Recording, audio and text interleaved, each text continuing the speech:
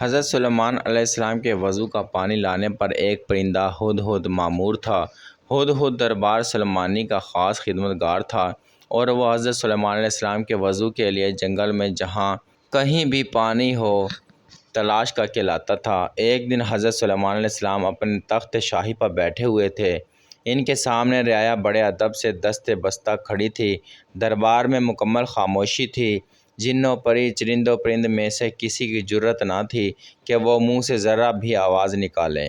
اچانک حضرت سلیمان علیہ السلام نے چاروں طرف دیکھ کر کہا، میں اپنے سامنے ہدہد کو موجود نہیں پا رہا۔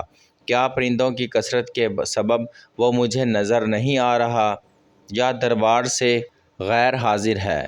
سب نے ادھر ادھر دیکھا مگر ہدہد نہ دکھائی دیا۔ حضرت سلیمان علیہ السلام نے کہا، معلوم ہوتا ہے ہدہد دربار سے غیر حاضر ہے۔ میں اسے اس کوتاہی کی سخت سزا دوں گا بلکہ ذبح کر ڈالوں گا جب تک کہ وہ اپنی غیر حاضری کا کوئی معقول جواز پیش نہ کرے۔ ان کے لہجے میں سختی محسوس کر کے ہر طرف شرمندگی پھیل گئی اور سب کو ہدہد کے متعلق تشویش ہونے لگی۔ ہدہد کا خیال تھا کہ وہ حضرت سلیمان علیہ السلام کے وضو کے وقت تک دربار پہنچ جائے گا۔ اس نے سوچا کہ کیوں نہ آج میں بلند پرواز کر کے دنیا کا نظارہ کروں۔ چنانچہ اس نے اونچی اڑان کی اور اسے ملکہ سبا بلقیس کا باغ دکھائی دیا۔ وہ باغ میں اترا تو وہاں اپنے ایک ہم جنس کو پایا۔ ہم جنس ہدہد نے ہدہد سلیمانی سے پوچھا، تم کہاں سے آئے ہو؟ میں ملک شام سے حضرت سلیمان علیہ السلام کے پاس آیا ہوں۔ ہدہد سلیمانی نے بتایا۔ حضرت سلیمان علیہ السلام کون ہے؟ ہم جنس ہدہد نے سوال کیا۔ ہدہد سلیمانی نے جواب دیا، وہ اللہ تعالیٰ کے پیغمبر اور تمام انسانوں، جنوں اور شیاطین کے بادشاہ ہیں، تمام چرند پرندوں کے مطیع و تابع فرمان ہیں۔ لیکن تم کہاں کے رہنے والے ہو؟ وہ ہدہد بولا، میں اسی شہر کا باسی ہوں۔ اس ملک میں ملکہ بلقیس سے حکمران ہیں۔ اگرچہ تمہارے بادشاہ کا ملک بہت بڑا ہے لیکن ہماری شہزادی بھی یمن کی ملکہ ہے۔ اگر تم چاہو تو میرے ساتھ چلو، میں تمہیں اپنے ملک کی سیر کراؤں۔ ہدہد سلیمانی نے تیزی سے کہا، نہیں نہیں، مجھے ڈر ہے کہ کہیں نماز کا وقت نہ گزر جائے، کیونکہ وضو کے وقت حضرت سلیمان علیہ السلام مجھے یاد کریں گے اور اگر اس وقت میں ان کے پاس موجود نہ ہوا تو وہ مجھ پر خفا ہوں گے۔ بلقیس کے ہدہد نے کہا، اگر تم میرے ملک کا کوئی تحفہ ان کی خدمت میں لے جاؤ گے تو مجھے یقین ہے کہ وہ ناراض نہیں ہوں گے۔ اس وجہ کو معقول سمجھ کر ہدہد سلیمانی اس کے ساتھ چل پڑا۔ اس نے ملک سبا یمن کی خوب سیر کی اور نماز عصر کے وقت دربار سلیمانی میں واپس پہنچ گیا۔ حضرت سلیمان علیہ السلام نے اسے دیکھ کر قدرے غصے سے پوچھا، اے ہدہد، تم کہاں غائب ہو گیا تھا؟ ہدہد نے سر جھکا کر التجا کی، حضرت، بے شک میں قصوروار ہوں لیکن اپنے قصور کی آپ سے معافی چاہتا ہوں۔ حضرت سلیمان علیہ السلام نے اسے معاف کرتے ہوئے دیر سے آنے کا سبب پوچھا۔ ہدہد کہنے لگا، حضور، میں ایک ایسی بات معلوم کر کے آیا ہوں جس کا اب تک حضور کو شاید علم نہ ہو۔ میں ملک سبا کی ایک خاص خبر لایا ہوں اور وہ یہ ہے کہ ملک سبا پر ایک عورت حکمرانی کر رہی ہے جسے ملکہ بلقیس کہتے ہیں۔ وہ 30 گز لمبے چوڑے اور جواہرات سے مصنوع تخت پر بیٹھتی ہے جو سرخ رنگ کا ہے۔ اس تخت احمر کے پائے یاقوت اور زبرجد سے بنے ہوئے ہیں۔ اگرچہ اللہ تعالیٰ نے وہاں کے لوگوں کو زندگی کی ہر آسائش اور نعمت سے مالا مال کیا ہے لیکن وہ اللہ تعالیٰ کی وحدانیت کے منکر ہیں۔ ملکہ بلقیس اور اس کی رعایا اللہ تعالیٰ کی بجائے سورج کی پوجا کرتی ہے۔ شیطان نے ان کے برے اعمال کو ان کی نگاہوں میں اچھائی کا لباس پہنا دیا ہے اور پوری قوم گمراہی کے اندھیروں میں ڈوبی ہوئی ہے۔ حضرت سلیمان علیہ السلام نے ملکہ بلقیس کے نام ایک خط تحریر کر کے ہدہد کے حوالے کیا اور حکم دیا کہ وہ ملکہ بلقیس کو یہ خط پہنچا آئے۔ خط لے کر ہدہد اڑتا ہوا ملکہ بلقیس کے محل پہنچا۔ ملکہ اس وقت اپنی خوابگاہ میں سو رہی تھی۔ ہدہد روشن دان کے راستے کمرے میں داخل ہوا اور حضرت سلیمان علیہ السلام کا خط ملکہ کے سینے پر رکھ کر واپس باہر نکل گیا۔ ملکہ کی آنکھ کھلی تو خط دیکھ کر پریشان ہو گئی۔ پھر خط پر حضرت سلیمان علیہ السلام کی مہر دیکھ کر اس نے خط کھولا اور پڑھنے لگی۔ خط میں یہ لکھا تھا، اپنی طاقت اور قوت پر ہرگز اتنا ناز اور تکبر نہیں کرنا چاہیے، بلکہ خداوند برتر کے حضور جھک جانا چاہیے۔ اسی کی رضا کو اپنا نصب العین اور اس کے احکام کی پابندی کو اپنا شیوا بنانا چاہیے۔ خط پڑھ کر ملکہ بلقیس نے اپنے درباریوں کو طلب کر کے حضرت سلیمان علیہ السلام کے بارے میں دریافت کیا کہ وہ کون ہیں اور کہاں کے رہنے والے ہیں۔ درباریوں نے بتایا کہ حضرت سلیمان علیہ السلام بہت طاقتور اور جلیل القدر بادشاہ ہیں، جو خود کو پیغمبر کہتے ہیں اور لوگوں کو دین حق کی دعوت دیتے ہیں۔ یہ سن کر ملکہ نے درباریوں کو حضرت سلیمان علیہ السلام کے خط کے بارے میں بتایا اور انہیں خط کی عبارت سنا کر ان سے مشورہ مانگا کہ اس خط کا کیا جواب دیا جائے۔ درباریوں میں سے چند بڑے ارکان حکومت نے کہا، ہمیں حضرت سلیمان علیہ السلام سے خوف نہیں کھانا چاہیے، کیونکہ ہمارے پاس بے حساب جنگی ساز و سامان ہے۔ اگر انہوں نے ہمارے ملک پر حملہ کیا تو ہم ڈٹ کر مقابلہ کریں گے۔ اس کے باوجود آپ جو بھی مناسب سمجھے فیصلہ کریں، ہم اس کی تعمیل کریں گے۔ ملکہ بلقیس نے درباریوں کی تجویز سن کر کہا، بے شک ہم طاقتور ہیں، لیکن کسی معاملے کا حل یہ نہیں کہ فوراً جنگ کے لیے تیار ہو جائیں۔ بہتر یہ ہے کہ چند قاصدوں کو بیش قیمت تحائف دے کر حضرت سلیمان علیہ السلام کی خدمت میں بھیجا جائے۔ اس بہانے قاصدان کی شوکت و عظمت کا بھی بخوبی اندازہ لگا آئیں گے اور یہ بھی پتہ چل جائے گا کہ وہ ہم سے کیا چاہتے ہیں۔ اگر وہ واقعی زبردست قوت و طاقت والے بادشاہ ہوئے تو ان سے جنگ کرنا بے سود ہوگا۔ تمام درباریوں نے ملکہ کی رائے پر اتفاق کا اظہار کیا۔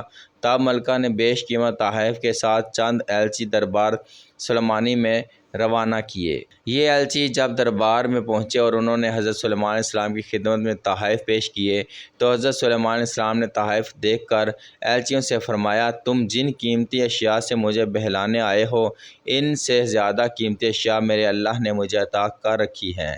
میرے نزدیک تمہارے ان تحائف کی کوئی حیثیت و اہمیت نہیں ہے۔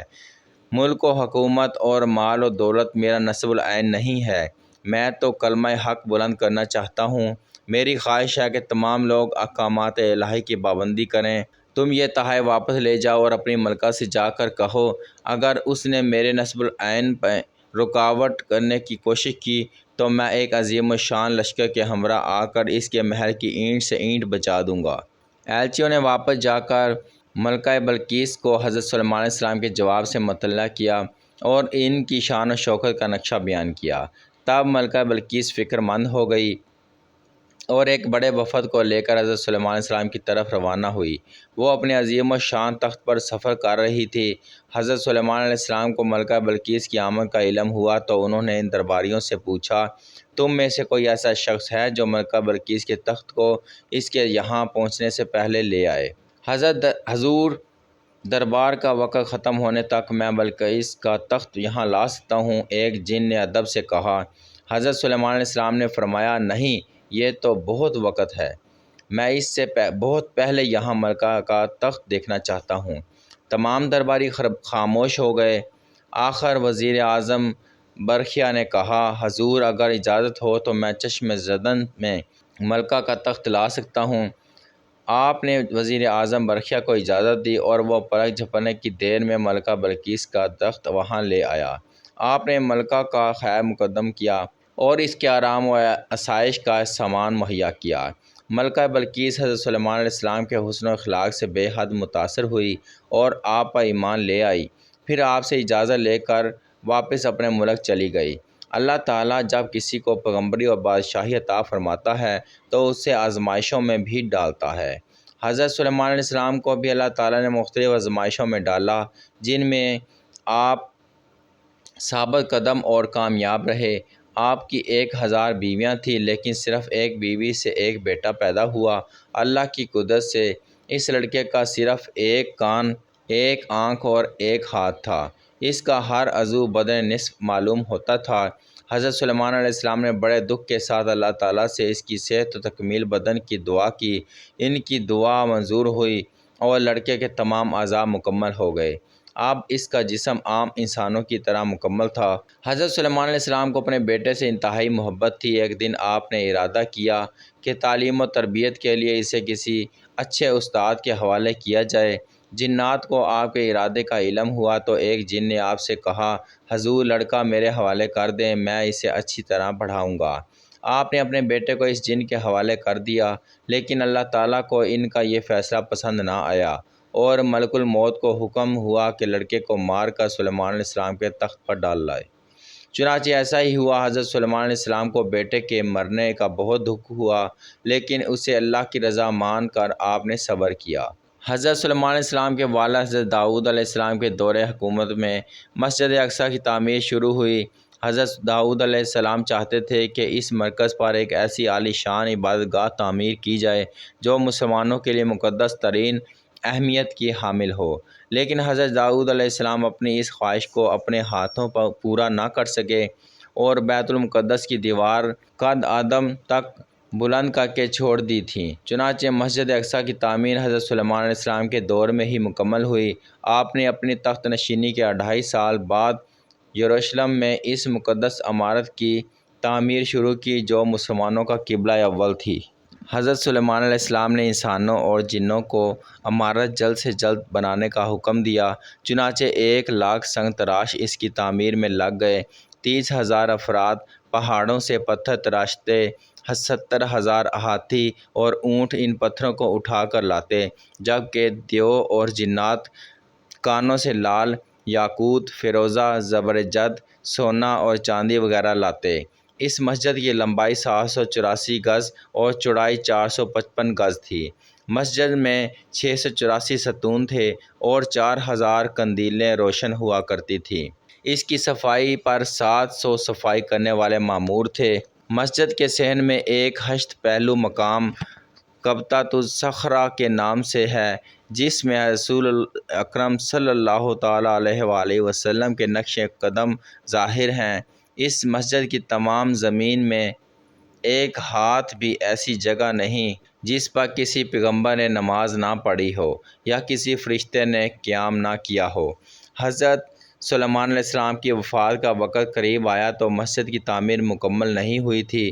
چنانچہ حضرت سلیمان علیہ السلام نے اللہ تعالیٰ کے حضور عرض کی، یا باری تعالیٰ، اس وقت بیت المقدس کی تعمیر مکمل نہیں ہوئی، میرے انتقال کو جنات سے پوشیدہ رکھا جائے تاکہ بیت المقدس کی تعمیر مکمل ہو سکے۔ آپ کی دعا قبول ہوئی۔ جنات نے شیشے کے محل میں حضرت سلیمان علیہ السلام کے ایک معبود تیار کیا تھا اور آپ اکثر یہیں عبادت الہی میں مصروف رہتے تھے۔ آپ اس میں تشریف لے گئے اور اپنے عصا کے سہارے کھڑے ہو گئے۔ اسی دوران ان کے جسم سے روح پرواز کر گئی، مگر چونکہ ان کا بہت رعب و دبدبہ تھا اور اکثر عبادت الہی میں مصروف رہتے تھے، اس لیے جنات کو آپ کے انتقال کی خبر نہ ہوئی اور وہ آپ کو زندہ سمجھ کر کام کرتے رہے۔ ایک طویل عرصہ تک ان کا جسم عصا کے سہارے کھڑا رہا۔ آخر جب دیمک نے عصا کو کھا لیا تو عصا ٹوٹ گیا اور آپ کا جسم زمین پر گر پڑا۔ اس وقت جنات کو معلوم ہوا کہ آپ کا تو انتقال ہو چکا ہے، چنانچہ وہ پہاڑوں کی طرف بھاگ گئے۔ حکم الہی سے ہوا تخت سلیمانی کو اڑا کر لے گئی، لیکن اس وقت تک بیت المقدس کی تعمیر مکمل ہو چکی تھی۔ چنانچہ حضرت سلیمان علیہ السلام کو بیت المقدس میں ہی دفن کیا گیا تھا۔ حضرت داؤد علیہ السلام کے زمانے کا واقعہ ہے۔ 2 عورتیں کہیں جا رہی تھیں، ان کے ساتھ ان کا ایک بیٹا بھی تھا۔ راستے میں اچانک بھیڑیے نے ان پر حملہ کیا اور ایک کا بیٹا چھین کر لے گیا۔ دونوں عورتیں دوسرے بیٹے کے بارے میں جھگڑا کرنے لگیں جو بچ گیا تھا۔ بڑی عورت نے چھوٹی عورت سے کہا، بھیڑیا تیرا بیٹا لے گیا ہے؟ نہیں، بھیڑیا تیرا بیٹا لے گیا ہے، چھوٹی نے کہا۔ پھر وہ دونوں اپنا فیصلہ کرانے حضرت داؤد علیہ السلام کے پاس آئی تو آپ نے بڑی کے حق میں فیصلہ کر دیا، یعنی زندہ لڑکا بڑی عورت کا ہے اور بھیڑیا چھوٹی عورت کے بیٹے کو لے گیا ہے۔ پھر وہ عورتیں حضرت سلیمان علیہ السلام کے پاس سے گزریں۔ حضرت سلیمان علیہ السلام نے فرمایا، میرے پاس چھری لاؤ، میں اس زندہ لڑکے کے 2 ٹکڑے کر کے ایک ٹکڑا دونوں کو دے دیتا ہوں۔ یہ سن کر چھوٹی عورت نے کہا، اللہ تم پر رحم فرمائے، یہ اس بڑی کا بیٹا ہے۔ حضرت سلیمان علیہ السلام نے یہ سن کر چھوٹی عورت کے حق میں فیصلہ دے دیا۔ چھوٹی عورت نے لڑکے کے ٹکڑے کرنا گوارا نہ کیا کیونکہ وہ اسی کا لڑکا تھا اور سگی ماں ہی اپنے بیٹے کی تکلیف برداشت نہیں کر سکتی۔ اللہ تعالیٰ نے حضرت سلیمان علیہ السلام کی تعریف کی کہ اللہ نے اسے فیصلے کا الہام کیا تھا۔ اسی زمانے میں ایک قوم کی بھیڑیں دوسری قوم کی انگوروں کی بیلیں کھا گئی۔ بھیڑوں اور انگوروں کے مالک فیصلہ کرانے کے لیے حضرت داؤد علیہ السلام کے پاس آئے۔ آپ نے فیصلہ دیا کہ انگوروں کے مالک کو اس کے انگوروں کی قیمت ادا کر دی جائے۔ وہ دونوں حضرت داؤد علیہ السلام کے ہاں سے نکل کر حضرت سلیمان علیہ السلام کے پاس سے گزرے تو انہوں نے دونوں سے پوچھا کہ اللہ کے نبی نے کیا فیصلہ کیا ہے؟ ان دونوں نے بتایا کہ یوں فیصلہ کیا ہے۔ حضرت سلیمان علیہ السلام نے فرمایا کہ اگر تمہارا معاملہ میرے پاس آتا تو میں فیصلہ کرتا کہ بھیڑیں انگوروں کے مالک کے سپرد کر دی جائیں۔ وہ بھیڑوں کے دودھ اور پیدا ہونے والے بچوں سے فائدہ اٹھائیں، حتیٰ کہ بھیڑوں کے مالک ان کی بیلوں کی اصلاح کریں اور پہلی حالت تک بیلیں تیار کر کے ان کے سپرد کریں، پھر اپنی بھیڑیں واپس لے لیں۔ حضرت داؤد علیہ السلام کو حضرت سلیمان علیہ السلام کی اس بات کی اطلاع ملی تو انہوں نے اسی کے مطابق فیصلہ کر دیا اور پہلا فیصلہ ختم کر دیا۔